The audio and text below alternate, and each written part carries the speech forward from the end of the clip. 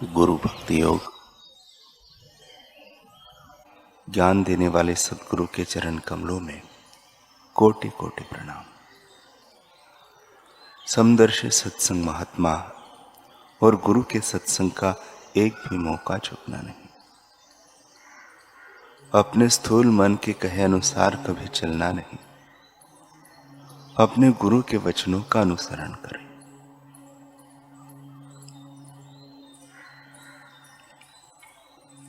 गुरु और ईश्वर सचमुच एक रूप है। गुरु इस दुनिया में ईश्वर के सच्चे प्रतिनिधि हैं। अपने गुरु या आचार्य के समक्ष हर रोज अपने दोष कबूल करो, तभी आप इस दुनियावी निर्बलताओं से ऊपर उठ सकोगे। गुरु आपको ऊपर उठाएंगे।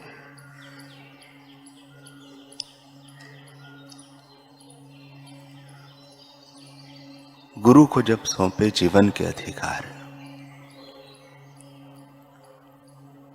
ठाकुर श्री रामकृष्ण परमहंस के गृहस्थ शिष्यों में से एक था गिरीश चंद्र घोष। खामियां तो उसमें बहुत थी, परंतु एक खासियत भी थी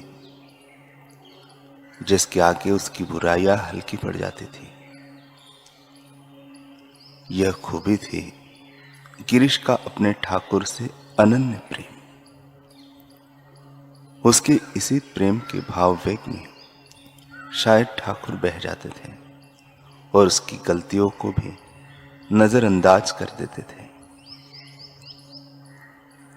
एक दिन गिरीश ठाकुर के पास गया और बोला, गुरुदेव, आपके पास बहुत से लोग अपनी समस्या या परेशानियां लेकर आते हैं। बदले में आप उन्हें कोई न कोई उपदेश देते हैं। आज मैं भी एक दुविधा लेकर आपके पास आया हूं। आप मेरी मदद के लिए भी कोई उपदेश दीजिए ना। ठाकुर ने कहा, तेरी सारी दुविधाओं को हल करने के लिए एक ही उपदेश है मेरा, ज्यादा से ज्यादा ध्यान साधना। अगर नियमित रूप से ध्यान साधना करेगा तो जीवन बढ़िया से चलेगा। गिरीश ने कहा, रे ठाकुर जी, दुविधाओं से निपटने का जो आपने मंत्र दिया है उसमें भी तो दुविधा है। ठाकुर जी ने कहा, कैसे दुविधा रे? गिरीश ने कहा, ये ज्यादा से ज्यादा ध्यान साधना मुझसे नहीं होती। ठाकुर ने कहा, अच्छा चल तू थोड़ी देर सुबह और थोड़ी देर संध्या के समय ही बैठ जाया कर, इतना तो कर सकेगा ना? गिरीश ने कहा, नहीं ठाकुर जी, मुझसे यह सुबह शाम का नियम भी पालन नहीं हो सकेगा। गिरीश की बात सुनकर ठाकुर क्रोधित नहीं हुए, नाराज भी नहीं हुए, क्योंकि वे अपने शिष्य के मन को पढ़ रहे थे। जान रहे थे कि गिरीश मन का बहुत अच्छा है, उसे प्रेम से संभाला जाएगा तो वह स्वतः ही मार्ग पर चलने लगेगा। इसलिए गिरीश के मना करने पर ठाकुर बोले, सुबह शाम नहीं कर सकता तो भी कोई बात नहीं, तो ऐसा किया कर कि जब भी कुछ खाए या पिए तब चंद पलों के लिए ध्यान कर लिया कर। फिर रात को जब सोने लगे उस समय भी कुछ मिनट मनन चिंतन में बैठ जाया कर। अब तो ठीक है? गिरीश ने कहा, ठीक नहीं है ठाकुर, मैं बहुत भुलक्कड़ और आलसी हूं, मुझसे यह भी नहीं होगा।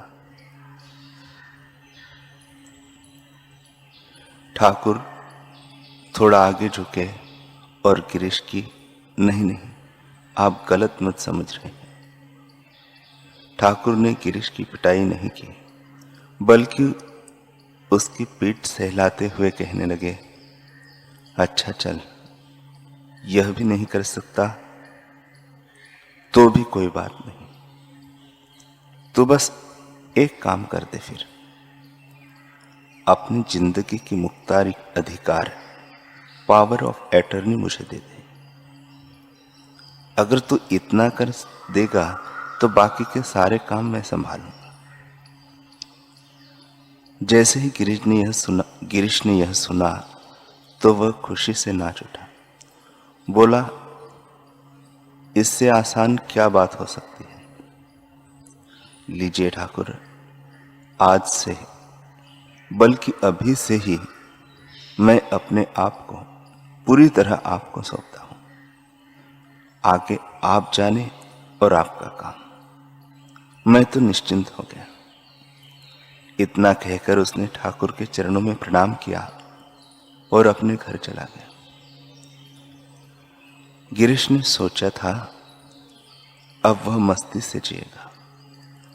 ध्यान साधना न करने का उसे ठाकुर से लाइसेंस जो मिल गया था, लेकिन यह क्या, अब तो उसे पूरे दिन ठाकुर के अलावा किसी और का ध्यान ही नहीं आता था।